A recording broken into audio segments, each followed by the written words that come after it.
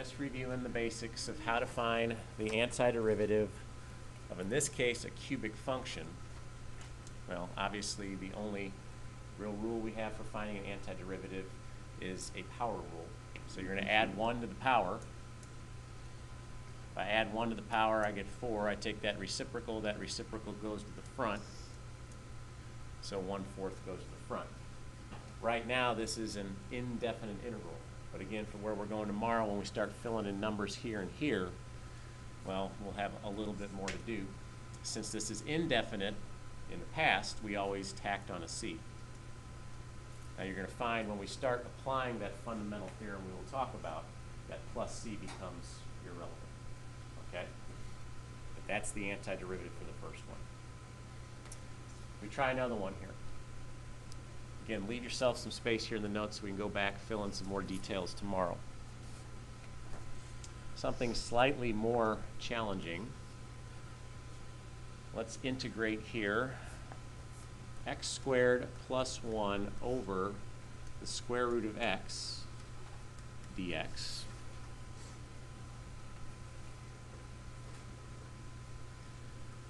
If the only real rule we have for taking antiderivatives is that power rule idea, the habit we've gotten into is bringing that guy up. And as we bring that guy up, we rewrite the problem. Integration symbol's still intact because we haven't taken the antiderivative. But as we rewrite the problem, it becomes x to the -1/2 if I change the root over, times a quantity on top, x squared plus 1, then dx. We've improved the problem slightly, but we still have a product right here, which we can't have. We need individual terms in order to use that, that power rule. So if I distribute the x to the -1/2 through, keeping the integration symbol in there because I still haven't taken the antiderivative, as you distribute through, you're adding your powers. So you got -1/2 plus 2, 3/2. Got x to the -1/2 times 1, so just x to the -1/2. All of that, dx. We've got our individual terms to work with, so now we can take the antiderivative with respect to each individual term. We drop the integration symbol out. We start adding on 1s to these powers. For this first one, got x to the 5/2, reciprocal of 2/5, goes to the front. For this next one, if you add 1 to the power, well, the -1/2, we would get 1/2 back, reciprocal of which is 2, so plus 2 goes to the front. And again, since this is an indefinite integral right now, we tack on the plus c. But when it becomes definite tomorrow, the plus c will become irrelevant. Okay?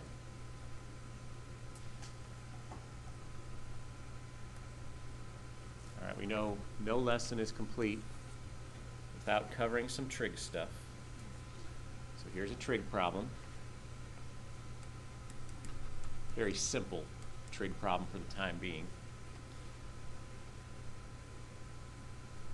Because on our last test we did get a little tripped up with how powers could be applied, how signs might be applied here. If you just take the antiderivative for the sine of x, well, you know, antiderivatives, derivatives for sine, well, they go hand in hand with cosine, right? So cosine of x has to go over here.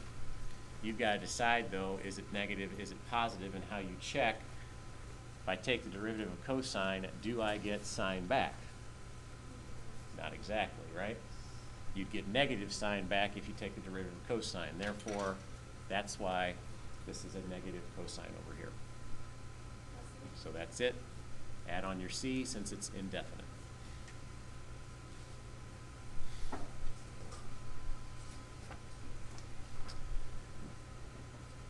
Okay, we know substitution is a technique that we have to incorporate on these problems. So let's try a substitution type problem. I set up an integral here where we're applying it to a function of x over a quantity of x squared minus 1 squared. Got my dx.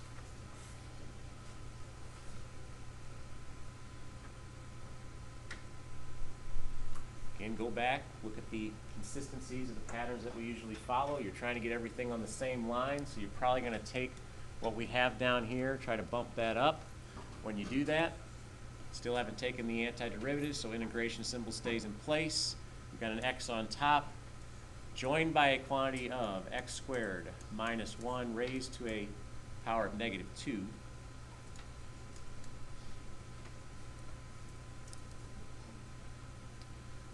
Now, if you could expand out this expression, you would. And if you expand that out, then you could distribute the x through.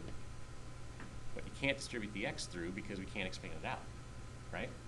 So this is why substitution comes in handy. We'll substitute for the part that's inside the parentheses. We'll let u equal x squared minus 1. And as we introduce a new variable, we set up a new and improved problem.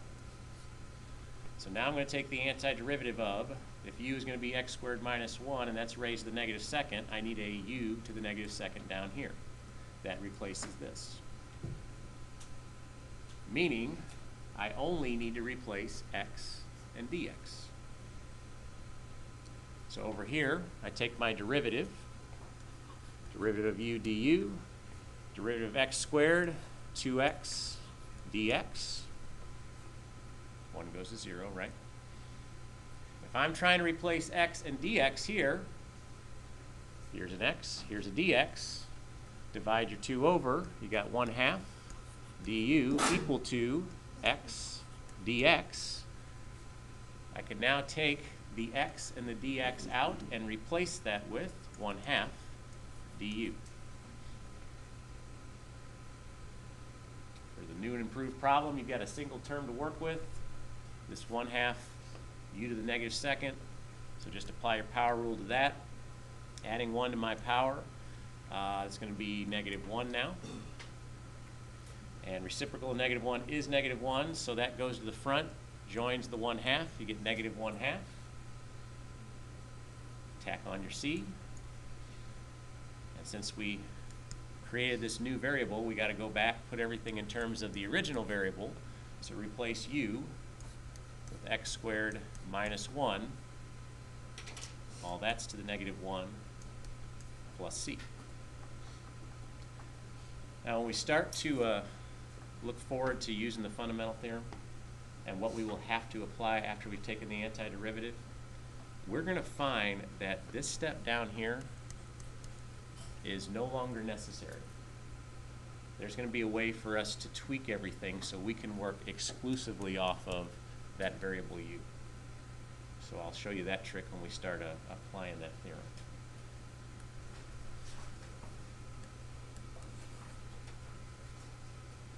All right, for another trig one, this time we'll integrate the function 6x sine of x squared dx.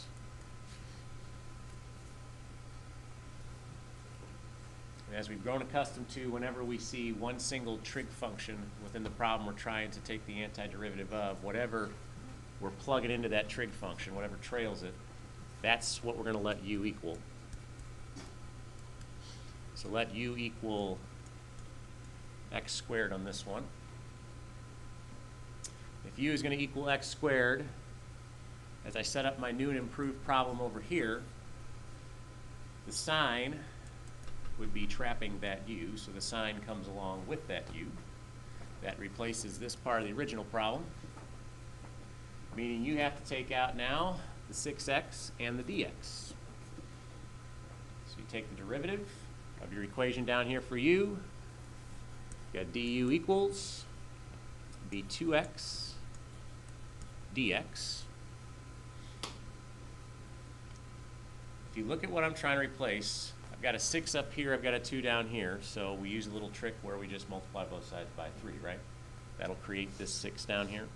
If you multiply both sides by 3, you got 3 du equals 6x dx.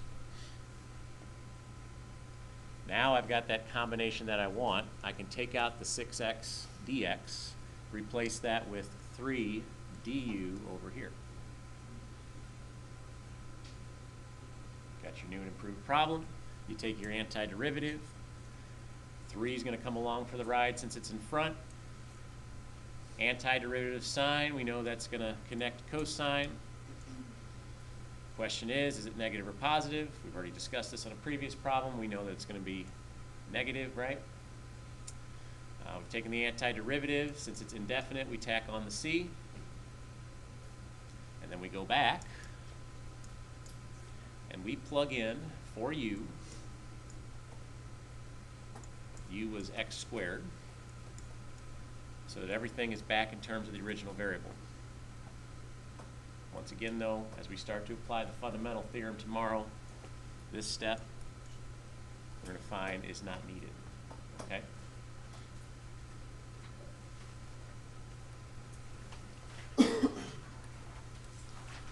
Usually when I throw a problem in here for fun, that means it's fun for me.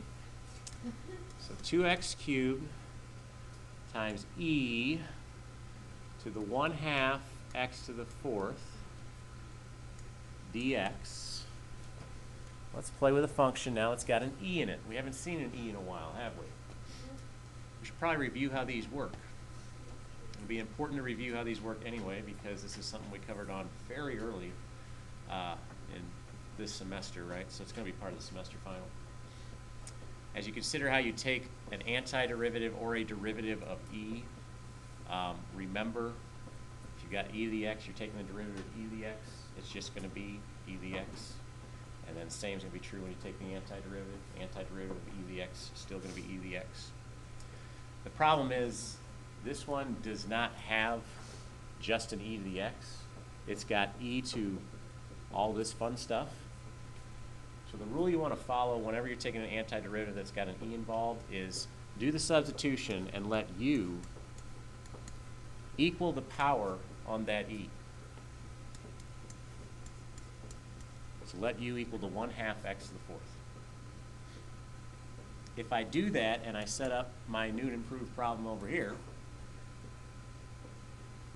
well, the u is replacing the power on e, so the e is going to be significant to help hold that place value over here. I'm going to write e to the u. That takes all of this out. If you think about where you're going, trying to take an antiderivative of e to just a simple power of u, we're going to be able to get an e to the u out of this. So what do I have to replace? I've got to replace also this 2x cubed and this dx. So if I take my derivative down here, now let's see, if I bring down my 4, I've got 1/2 of 4, which is conveniently 2 x cubed dx. That worked out nice, didn't it?